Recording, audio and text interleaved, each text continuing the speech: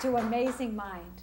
If you have just joined us, before I introduce my guest, I'm going to tell you a story. In December, I decided to buy myself a present. So I went into the HMI bookstore and I downloaded some music that was supposed to help facilitate clients going into a deep hypnotic trance. Well, I liked it so much that what I did is I called Leigh and I said, Leigh, you have to be a guest on my show and talk about how you create this music that so facilitates deep hypnotic trances and actually enhances healing and the progression of therapy. Well, as Leigh will tell you, as he will validate, it took me 2 or 3 times before he finally said yes. So it is my pleasure to introduce Leigh Spusta. He is a grad of HMI College of Hypnotherapy. He is a composer, and he is the creator of cymatics.com. Please help me welcome my guest, composer Leigh Spusta. Hi. Leigh, what's cymatics? Cymatics is, well, yes, it's named my website, but actually it's named after the science of studying how sound affects matter. So that's sound waves moving through, let's say you have a drum and you play a sound through it to get a vibration. Specific frequencies will produce patterns in sand on that vibrating medium that they call cymoglyphs. And so from that, I kind of changed the spelling of how I spell cymatics to incorporate the idea of the mind. So my website is about, or my work is about how sound affects both the mind and the body. How did you discover that music can affect the way that we think and the way we learn and the way we take in information? I think we're all intuitively aware that music has a profound impact, you know, kind of shapes our lives, and choices we make when we listen to things determines the moods that we're going to experience, if we want to get excited or calm down or whatever. But so I always knew that there was something there, but as a musician and kind of a mind and spirituality oriented person, I was like, there's got to be something more we can do here. And I started researching and found out about, originally about something called binaural beats. What are binaural beats? Binaural beats are a phenomenon where, let's say you have a human, and you have 2 different tones that you play entirely separately in either ear. So let's say a value of 100 cycles per second, or a frequency of 100 hertz, and 110 hertz on the opposite side. The difference between the 2, if they bounced around in the air, they'd create a 10-beat differential, or a beat frequency. Well, what would that do to a human being? Well, in our brain, when we do it binaurally like that, our brain doesn't have air inside of it. So it shouldn't have air inside of it, and therefore it's not going to have that ability to bounce together and create that beat frequency. So the brain will synthesize it. It knows it's supposed to be there. The corpus callosum in the brain takes the information from both halves of your brain, puts it together, and creates that beat. And your brain will then entrain to it as a frequency following response. So does that mean that we have to listen to all your music through headphones? No. No. No. That was my starting point, and that's like the most common type of brainwave entrainment that's out there. But I've since moved on to other things that have as much and many times more of a profound impact on the listener without using headphones. I use a handful of different things, vibroacoustic tones. I'll use pulse modulation, but isochronic tones are another very potent method. That's where it's just on, it's off, it's on, it's off, embedded into the music that you're listening to. How would something like this facilitate going into an alpha or even a theta state, or as we would call it here, a deep hypnotic trance? Well, there's a couple principles at work. What they came to call the frequency following response in the 60s really piggybacks on the idea of entrainment itself, and that oscillating items in an environment tend to move into synchrony with one another. It's called oscillating synchrony, and because it conserves energy. When 2 things are too dissonant, the system will break down, it can't exist. So when they move into harmony, everything, the energy flows, things happen. It's a law of physics. But our bodies, being physical matter, kind of have taken that on too. So our cells and our minds, our bodies also do the same thing. That's so super technical. I just want to know, okay. Does it work? It works. How come?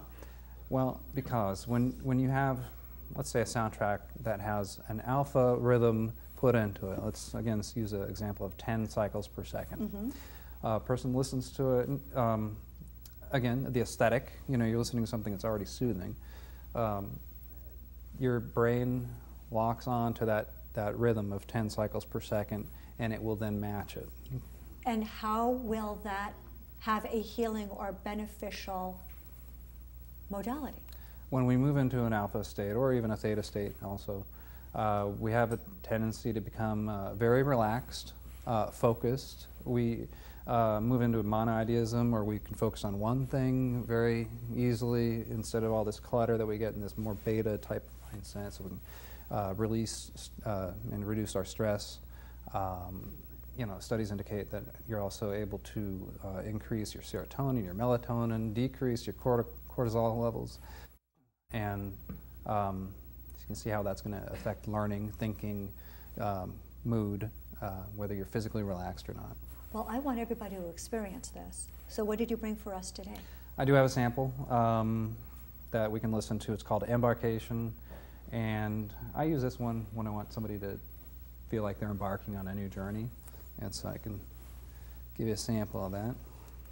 And as you put that on, this is one that I use whenever I'm beginning a brand new journey with a client, to take them into that readiness to move forward on a new path.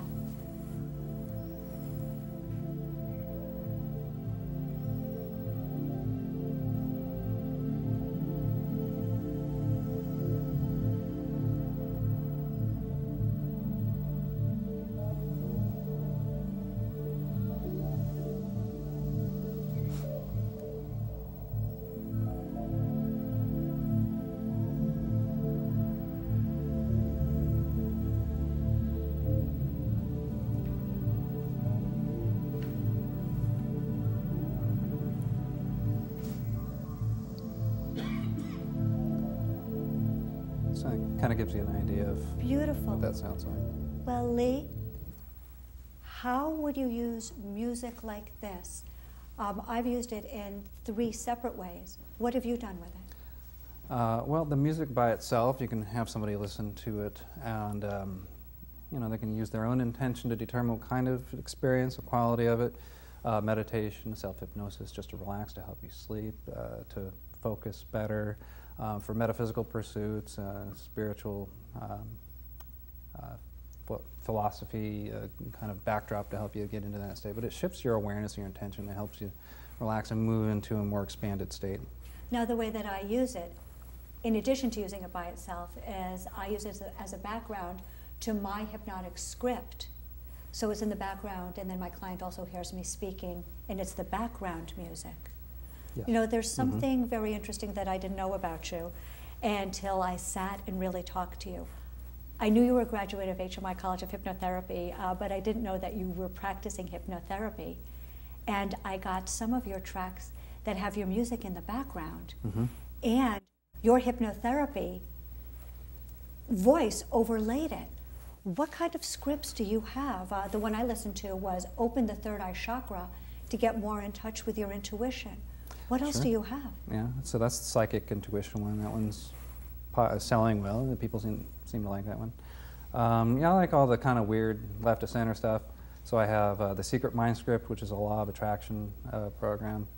Another one is the Dreamscape, where by going through the hypnotic program, you move further and further into what feels like you're in a lucid dream, where you can create a problem solver, just explore that type of awareness.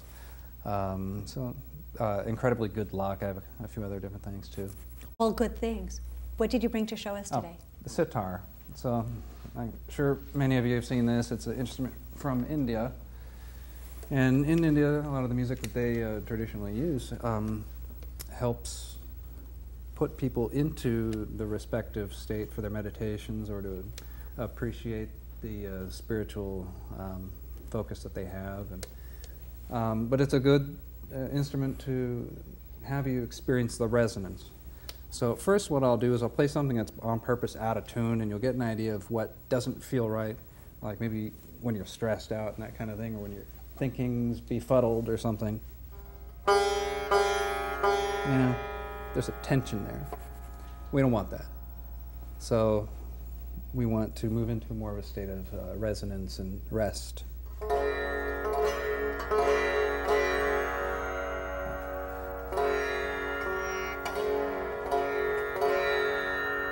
Just kind of get a sense of ease and rest when you hear that. And then after that, it's just variations on a theme of tension and relaxation to produce the right mood and to help the person to move further and further into the trance or the meditative state or whatever it might be. So I'll just play a little ditty.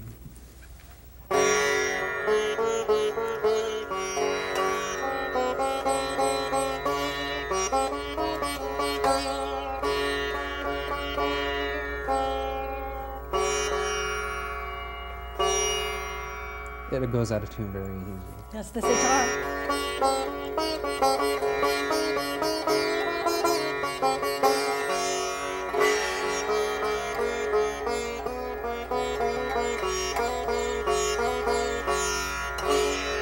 don't know how much time you need. That's perfect. You know what, Leigh?